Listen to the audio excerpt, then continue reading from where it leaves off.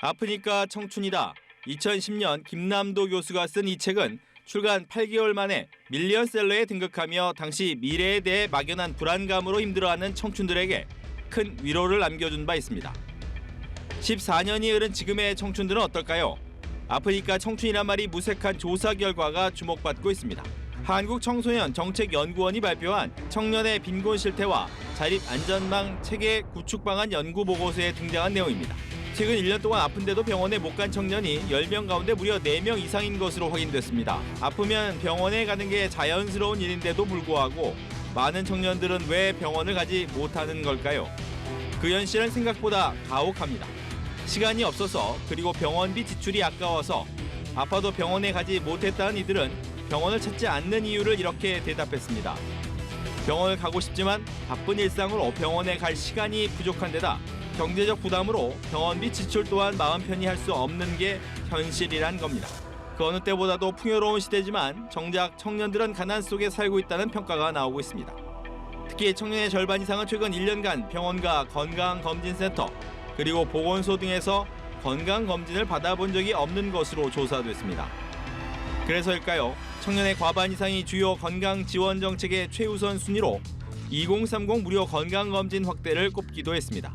이에 대해 연구를 진행한 청소년정책연구원은 청년 건강검진 홍보를 강화하고 취약 청년층에 대한 의료비 지원 방안을 마련할 필요가 있다고 분석했습니다. 연령대별, 성별, 실업 여부, 지역 등에 따른 맞춤형 건강정책도 구축해야 할 것이라고 주문했습니다. 아프니까 청춘이란 말이 큰 위로가 됐던 시대를 지나 이제는 아픈 청춘들을 사회가 나서서 위로하고 보살펴야 할 때가 아닐까요?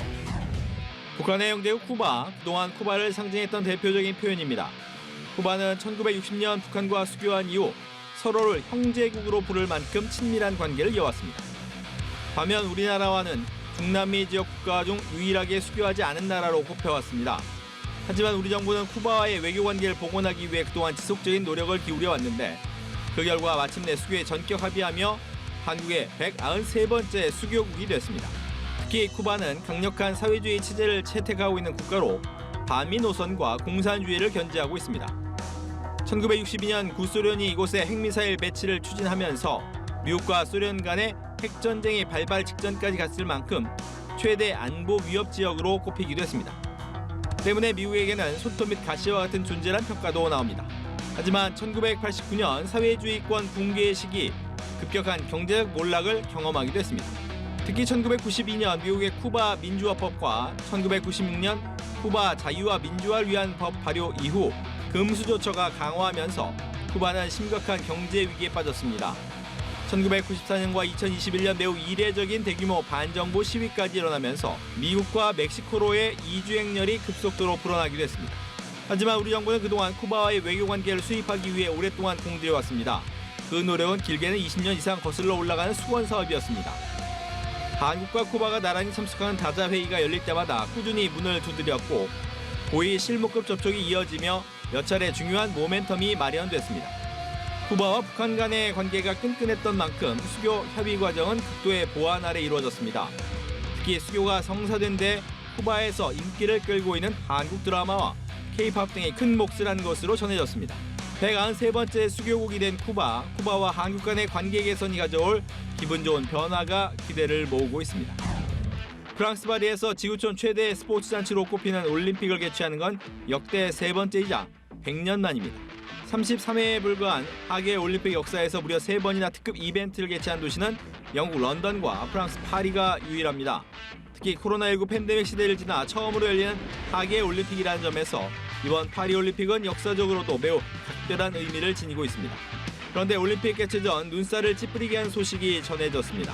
7월에 이어 8월까지 열리게 될 올림픽 기간에 파리의 호텔 객실 가격이 하룻밤에 무려 70만 원을 웃돌고 있기 때문인데요. 지난해 같은 기간과 비교하면 무려 2.5배나 높게 책정된 가격입니다. 특히 외부 관광객이 대거 몰리는 패션 위크나 파리 에어쇼 기간의 숙박 요금과 비교해도 지나치게 높게 책정된 숙박비입니다.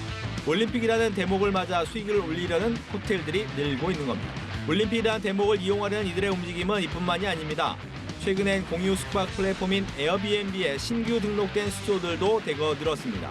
에어비앤비에는 지난해 9월 이후 매달 3,000개의 신규 숙소와 등록을 신청한 것으로 파악됐는데 처음 스토어를 등록한 집주인들은 일단 가격을 높이 책정해 두고 고객들의 반응을 살피고 있습니다. 이에 대해 업계 전문가들은 바가지 요금을 피하기 위한 방법들을 조언하고 나섰습니다. 올림픽 기간 파리행을 계획하고 있다면 숙박 예약 플랫폼보다 오히려 호텔 측에 직접 연락해 예약하는 방법을 추천한다고 밝혔습니다.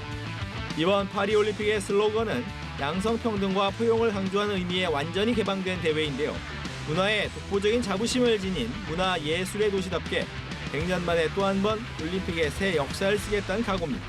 이에 걸맞게 프랑스 파리가 전 세계 관광객들의 신뢰를 쌓을 수 있는 도시가 되기를 기대하며 지금까지 주간 뉴스메이커였습니다.